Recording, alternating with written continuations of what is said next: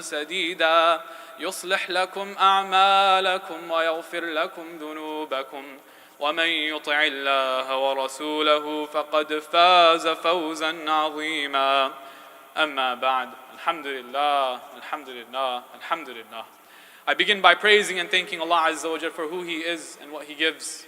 I begin by praising and thanking Allah that alhamdulillah He has given us the opportunity once again to join in His remembrance Azza wa Jal. In the backstory of Surah Rum, in our own recorded history, we see that while the Muslims were in Mecca, in the world there was a great battle that was going to take place. A battle between the Romans and the Persians. And at the time, the Muslims of Mecca were rooting for the Romans because they were closer to them in faith. And the kuffar of Mecca were rooting for the Persians because they were closer to them. And lo and behold, as history tells us, the winner of that decisive battle was the Persians. And this left the Muslims distraught, saddened, worried. Is this going to be synonymous of our own fate? In the same way that the Romans were defeated, are the Muslims of Mecca also going to be defeated? And then Allah Azza wa Jal, He reveals the ayat of Surah Rum, where He says, Alif Lam Mim, غُلِبَتِ الرُّومِ في أدنى الأرض وهم من بعد غلبهم سيغلبون في بضع سنين. That Allah Azza wa Jal, after the huruf muqatta'at, He says that Rome was defeated in a nearby land. But after a few years, Rome will emerge victorious. And now instead of feeling saddened, the Muslims are overjoyed. To the point where Abu Bakr radiallahu anh, he goes to the marketplace so the kuffar of Mecca know what's what. So they know, you may be smiling today, you may be laughing today, but just you watch, tomorrow the Romans are going to defeat the Persians, which is going to be synonymous of the Muslims defeating the kuffar. Ubay ibn Khalaf, a staunch enemy of Islam, he's hearing all of this, he's confused. What is Abu Bakr saying? What are these Muslims saying? Because if you asked any logical person, you asked any historian, you asked any battle expert, they would tell you about the Roman Empire that they were on their last legs.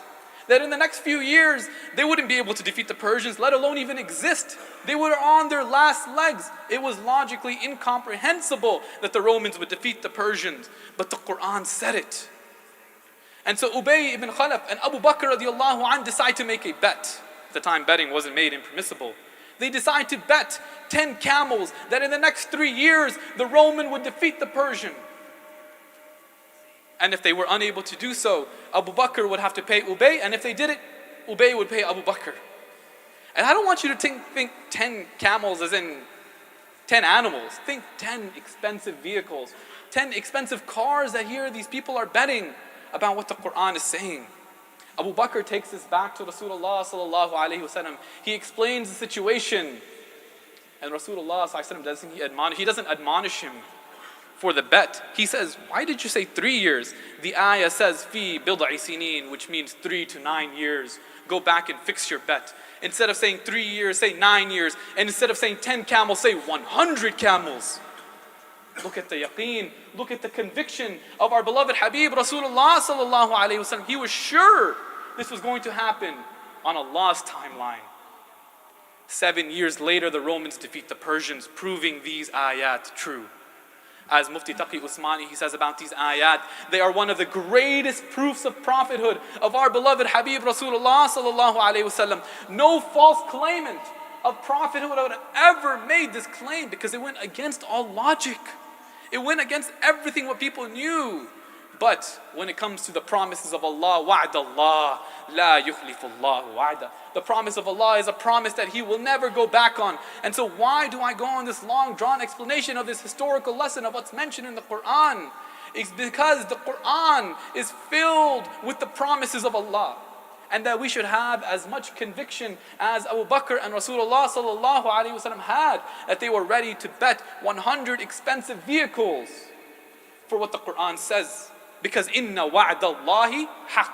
Indeed, the promise of Allah is a promise of truth. And now the Quran is filled with these promises. Promises that maybe we don't see them as promises. Promises of mercy, forgiveness, gratitude that are found throughout the Quran. And today we'll tie it back to 3 promises. Promises that we can tie to our brothers and sisters in Palestine that will give us some hope and comfort.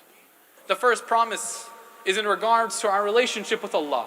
It is when Allah subhanahu wa ta'ala, He says, أَلَا بِذِكْرِ اللَّهِ تَطْمَئِنُّ الْقُلُوبِ, that it is in the remembrance of Allah that our hearts find rest and they find comfort.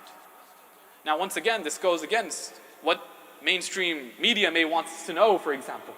That all we see on TV and on social media is that the more money, the more cars, the more status, the more power that you have, that's what's going to give you comfort in your life.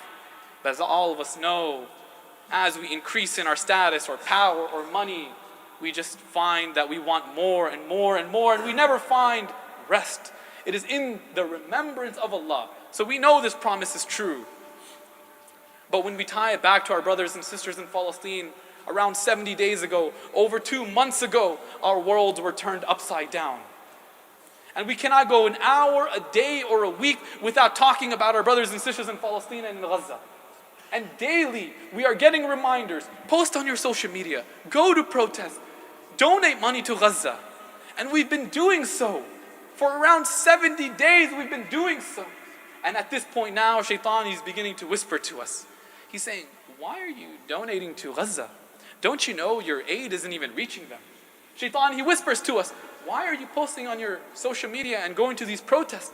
Don't you know these politicians have sold themselves to the highest bidder? Why are you going to these protests? What's the point? And then we remember the promise of Allah is that we tie it back to Him, because it is in the remembrance of Allah that our hearts find rest. So we tie our actions back to Allah. When it comes to our donations, we see what is mentioned in Madarij al-Salikin by Ibn al-Qayyim al-Jawzi, where he says that if the one who gave just knew when they give their charity, when they give their donations, it first lands in the hands of Allah, then the one who gives would find more joy in giving than even the one who receives it. Because they know it goes to Allah first. As Aisha radiallahu anha, it was mentioned about her, she would spray perfume on her coins before she gave them, because she wanted them to be presented to Allah in an honorable manner.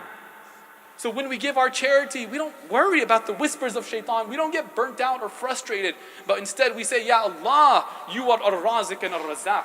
Ya Allah, when I gave this charity, Ya Allah, you will get it to where it was always destined to go. Tie it back to Allah. When you go to protest, when you post on your social media, people will say, it'll increase engagement. Through engagement, more people will see these posts. Maybe people will listen. Those are side benefits. The reason we do it is we tie it back to Allah. And we say, Ya Allah, I hate the oppression that is happening to my brothers and sisters in Palestine. I hate what's happening in Gaza, Ya Allah. And I'm weak, unable to do anything, Ya Allah. But the least and the most I could do was raise my voice. Go to City Hall, go to protest, post on my social media, so I can say, Ya Allah, I wasn't just a person who hated it in my heart, but Ya Allah, I raised my voice in support of those who were oppressed. So please, Ya Allah, record me from amongst those who did more than just hate it in their heart. Tie your actions back to Allah, and in doing so, we will find comfort and rest. The second promise is one of the most frequently told actions that we should be doing. It is an action that all of us do on a daily basis, and that is dua. How many of us, we see the pictures of the children under the rubble. We see those elderly members who have lost family members. We have seen mosques that have been around longer than civilizations turn to rubble. How many of us have shed tears and have raised our hands and begged Allah and said, Ya Allah, where is their ease, Ya Allah? Where is their comfort, Ya Allah? How many of us have shed our tears and we have raised our hands and we've begged Allah in our du'as? What does Allah, He say about your and my du'as? He says in the Quran, وَإِذَا سَأَلَكَ عِبَادِي عَنِّي فَإِنِّي قَرِيبٌ أُجِيبُ دَعْوَةَ الدَّاعِ إِذَا دَعَانِ. Allah Azza wa Jal, He says, and when they ask you, O Rasulullah sallallahu alayhi wa sallam, about me, indeed I am near. I have answered.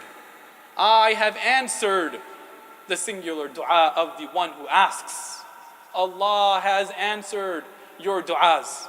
Now Shaitan, once again, he whispers to us and he says, then where's the fruits? Where's the proof that your du'as were answered? Where is the answers to your du'as? We have to talk about Shaitan for just a second. And that is, when Shaitan, he promises something, وَمَا يَعِدُهُمَ الشَّيْطَانُ إِلَّا غُرُورًا. But the promise of shaitan is nothing but deception. Do not think for a moment that when shaitan, he talks to us and he whispers to us, it's the truth. No, shaitan lied to our father, and he will lie to every one of our father's children. He will lie to every one of Adam's children. He will lie to every single one of us. But we remember the promise of Allah is a promise of truth. When He says He has answered in multiple ways, whether it was answered in the way that we expected, whether it was used as a means to remove some sort of calamity that would have afflicted us, or it was held for us when we need it the most on the Day of Judgment. Your du'as have been answered. So find the silver linings. Find the silver linings. Maybe when you have raised your hands to Allah and you begged Him before in your life and you said, Ya Allah, give me closeness to you, Ya Allah. Ya Allah, give me closeness to you. This is that closeness. How many of us could say that we would shed tears on almost a daily basis? Especially the men. How many of us could say that we were crying to Allah on a daily basis? Make this the new norm when this oppression inevitably comes to an end. Make this the new norm about your relationship with your beloved. Make this the new norm that you do not allow a day to pass by except that you raise your hands to Allah and you beg Him for what you want, because He has heard your du'as. And one of the most frequently made du'as that we have been making, and one of the promises of Allah, is in relation to the help and the victory of Allah. When Allah, He says, Ala inna nasrullahi qareeb. Indeed, the help and the victory of Allah is near. And how many of us have been making that particular dua? We have been making dua for the help and the victory of Allah. When Allah, He says it's near, and then we ask the question and we wonder, then where is the help and the victory of Allah? We realize there are multiple types of victory. There's victory of this world and the victory of the next. In the story of the Romans versus the Persians, we see that Allah, what does He say? He says, بِنَصْرِ اللَّهِ يَنْصُرُ مَنْ يَشَاءُ. That victory is from Allah, help is from Allah, and that He will give help and victory to whomever He wills. So we see that victory can happen in this world. But in other places in the Quran, we see that there are other types of victory. For example, what is the victory of the mu'min? قَدْ أَفْلَحَ الْمُؤْمِنُونَ. What is the victory of the mu'min? It's recorded as something in the next world. أُولَٰئِكَ هُمُ الْوَارِثُونَ الَّذِينَ يَرِثُونَ الْفِرْدَوْسَ هُمْ فِيهَا خَالِدُونَ. That they are the inheritors. What do they inherit? They inherit Firdaus, in which they will reside in for eternity. And so we see that there could be victory in this world for some, and there will be victory for others in the next life. But we place our hope and we trust, and we keep asking Allah, Ya Allah, give them the best of this world and the next. Ya Allah, give them the best of this world and the next. But when we see the child under the rubble and we begin to cry to Allah, where is their victory? We do not worry, because we know their victory will come. One of the most comforting stories on this topic is what we see in the Quran in Surah Kahf.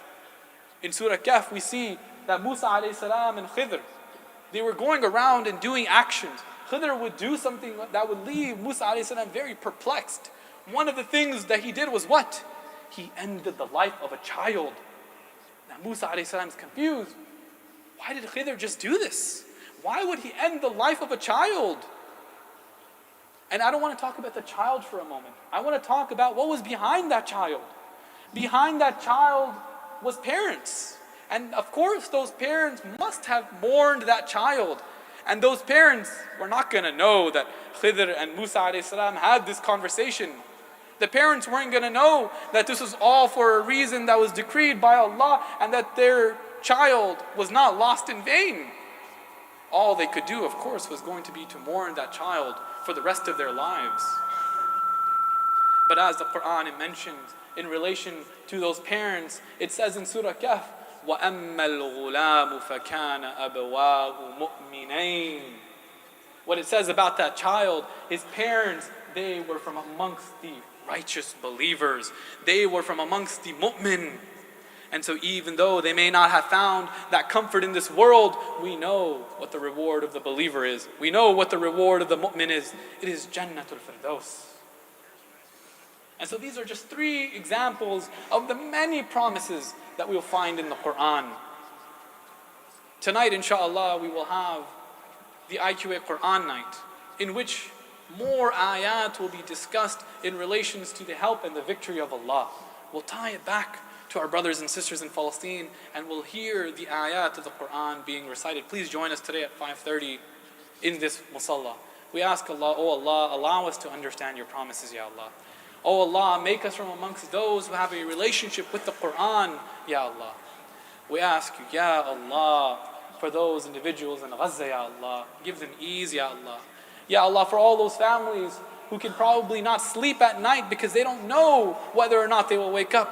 Ya Allah, give them ease, Ya Allah. Ya Allah, give them a good night's sleep, Ya Allah. Ya Allah, for all those who have lost family members, Ya Allah, give them Jannatul Firdaus because of their patience, Ya Allah. And Ya Allah, for all those who were martyred, Ya Allah, give them Jannatul Firdaus without any type of hisab. أقول قولي هذا واستغفر الله لي ولكم فاستغفروه إنه هو الغفور الرحيم.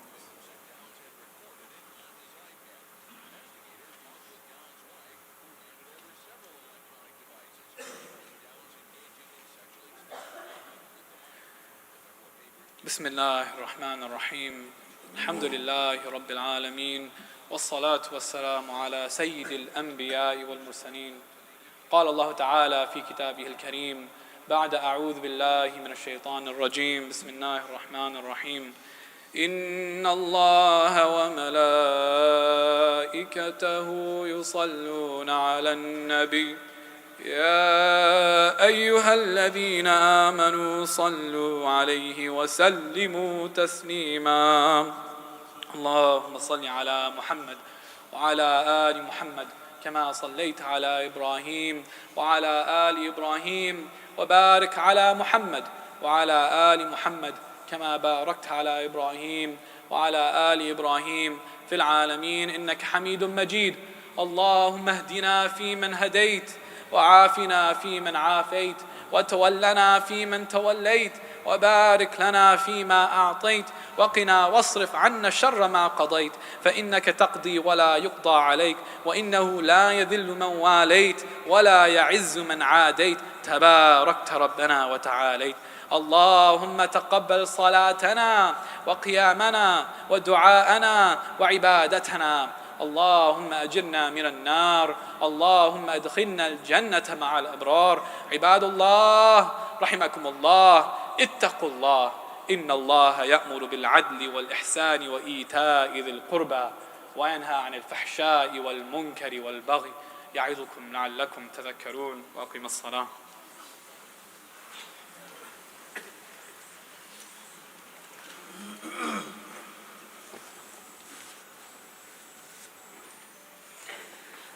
الله أكبر الله أكبر أشهد أن لا إله إلا الله أشهد أن محمدا رسول الله. حي على الصلاة حي على الفلاح قد قامت الصلاة قد قامت الصلاة.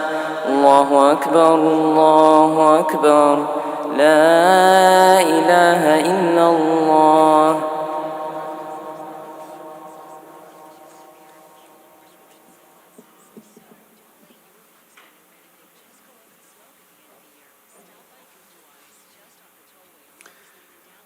الله أكبر.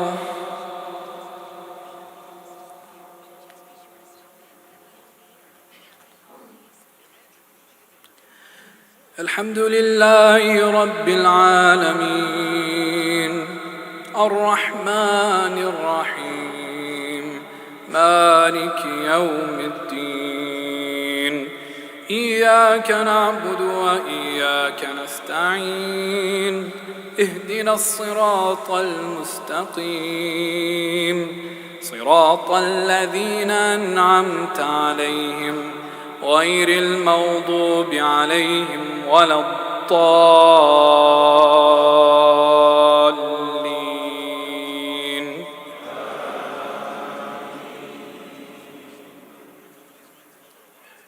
والضحى والليل إذا سجى ما ودعك ربك وما قلى وللآخرة خير لك من الأولى ولسوف يعطيك ربك فترضى ألم يجدك يتيما فآوى ألم يجدك يتيما فآوى ووجدك ضالا فهدى ووجدك عائلا فأغنى فأما اليتيم فلا تقهر وأما السائل فلا تنهر وأما بنعمة ربك فحدث الله أكبر.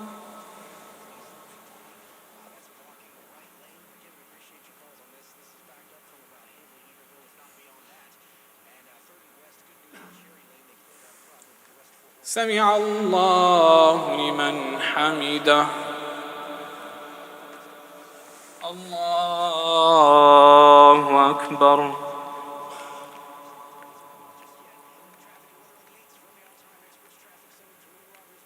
الله أكبر. الله أكبر.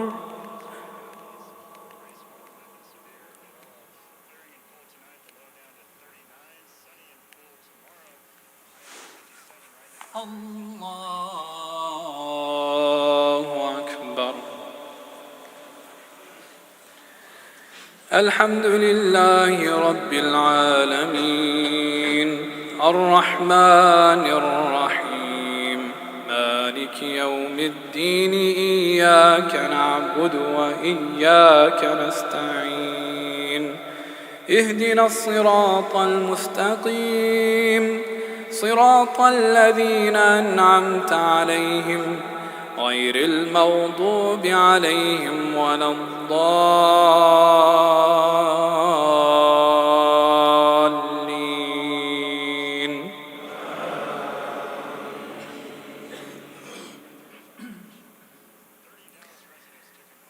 إذا جاء نصر الله والفتح ورأيت الناس يدخلون في دين الله أفواجا فسبح بحمد ربك واستغفره إنه كان توابا.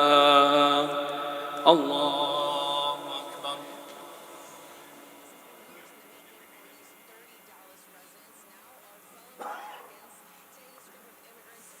سمع الله لمن حمده. الله أكبر.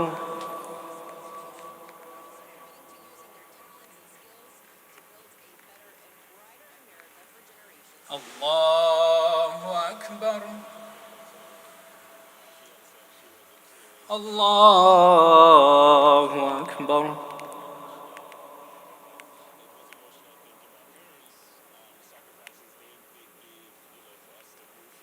الله أكبر.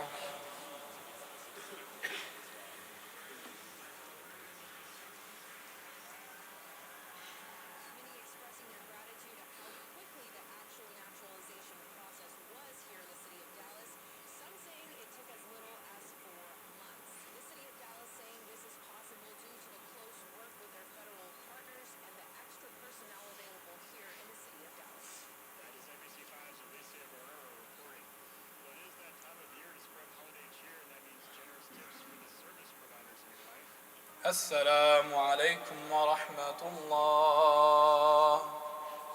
السلام عليكم ورحمة الله.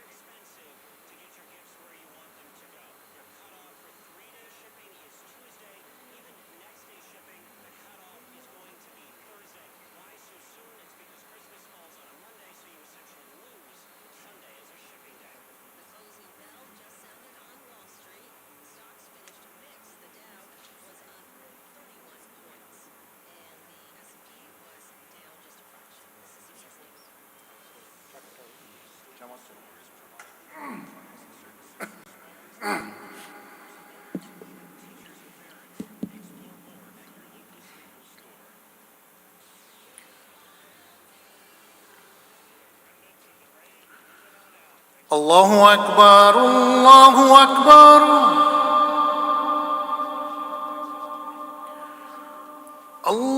الله أكبر الله أكبر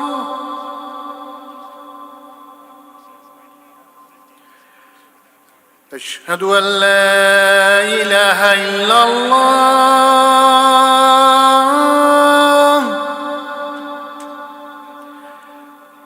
أشهد أن لا إله إلا الله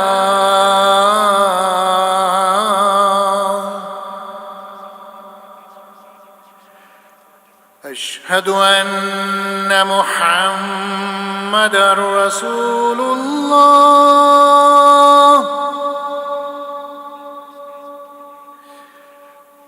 أشهد أن محمدًا رسول الله حي على الصلاة حي على الصلاة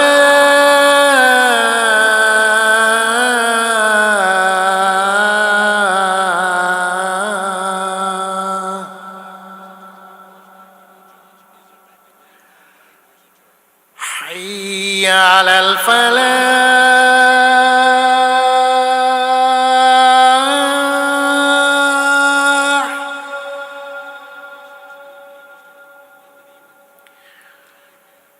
حي على الفلاح